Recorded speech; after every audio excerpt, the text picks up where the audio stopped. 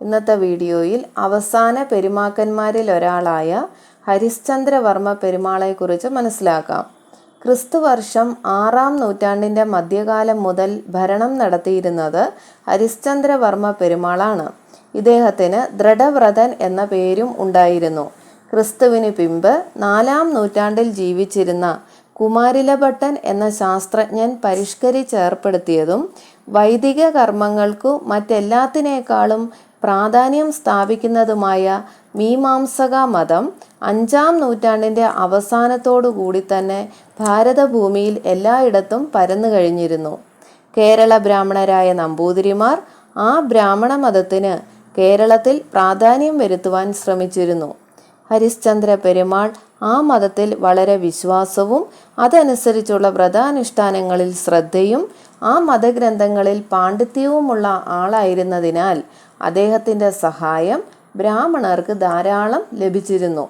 അങ്ങനെ ബുദ്ധമതക്കാരും ജൈനമതക്കാരുമായിരുന്നവരിൽ പലരും മതം മാറി കർമ്മപ്രധാനമായ ആ പുതിയ മതത്തിൽ ചേർന്നു.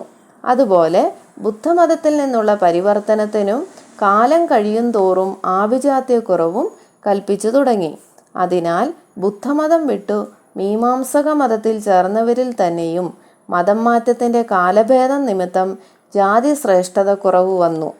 ഈ വഴിക്കാണ് കേരളത്തിലെ ബ്രാഹ്മണരായ നമ്പൂതിരിമാരിൽ പോലും ആഭിജാത്യത്തിനു പലതരം ഏറ്റക്കുറവുകളും നമ്പൂതിരിമാരും നായന്മാരുമല്ലാത്ത അസംഖ്യം അവാന്തര ജാതികളും ഉണ്ടാകാനിട വന്നത്.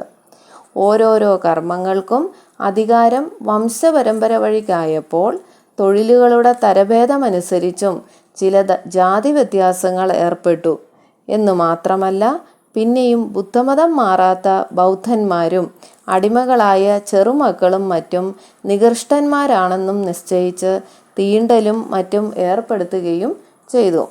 ഇതെല്ലാം 2-3 നൂറ്റാണ്ടുകൊണ്ടാണ് വന്നുകൂടിയതെങ്കിലും ഹരിശ്ചന്ദ്ര പെരുമാളുടെ കാലം മുതൽക്കാണ് ഇങ്ങനെയുള്ള മാറ്റങ്ങൾ ക്രമേണ തുടങ്ങിയത്. അതുപോലെ മീമാംസക മതഗ്രന്ഥങ്ങളെല്ലാം സംസ്കൃത ഭാഷയിലായിരുന്നതിനാലും ജനങ്ങൾക്ക് ആ മതത്തിൽ വിശ്വാസം വർദ്ധിച്ചു വന്നിരുന്നതിനാലും കേരളത്തിലെ പൊതുജന വിദ്യാഭ്യാസം സംസ്കൃത ഭാഷയെ അടിസ്ഥാനമാക്കിക്കൊണ്ടുള്ള രീതിയിലായി തുടങ്ങിയതും ഇക്കാലത്താണ്. കദംബ വംശക്കാരനായ മയൂരവർമ്മൻ എന്ന കർണാടക രാജാവിൻ്റെ രാജ്യത്ത് നിന്ന് ചില ബ്രാഹ്മണരും ഈ ഹരിശ്ചന്ദ്ര പെരുമാളുടെ കാലത്ത് കേരളത്തിൽ വന്ന് കേരള ആചാരം സ്വീകരിച്ച് കേരളീയ ബ്രാഹ്മണരായി തീർന്നിട്ടുണ്ട്. അവരെ പ്രത്യേക ഒരു ഗ്രാമക്കാരായിട്ടാണ് കണക്കാക്കി വന്നത്. ഇരിങ്ങാലക്കുട ഗ്രാമക്കാരായ നമ്പൂതിരിമാർ ആ വംശപരമ്പരയാണെന്നാണ് പറയുന്നത്. ഹരിശ്ചന്ദ്ര പെരുമാൾക്ക് 2 പുത്രന്മാരുണ്ടായിരുന്നു. മൂത്ത പുത്രനായ കുലശേഖരവർമ്മൻ പിതാവിന് ശേഷം പെരുമാളായി വാണു. ഇളയ പുത്രൻ്റെ സന്തതി പരമ്പരയാണ് വടക്കൻ കോട്ടയത്തുള്ള രാജവംശം.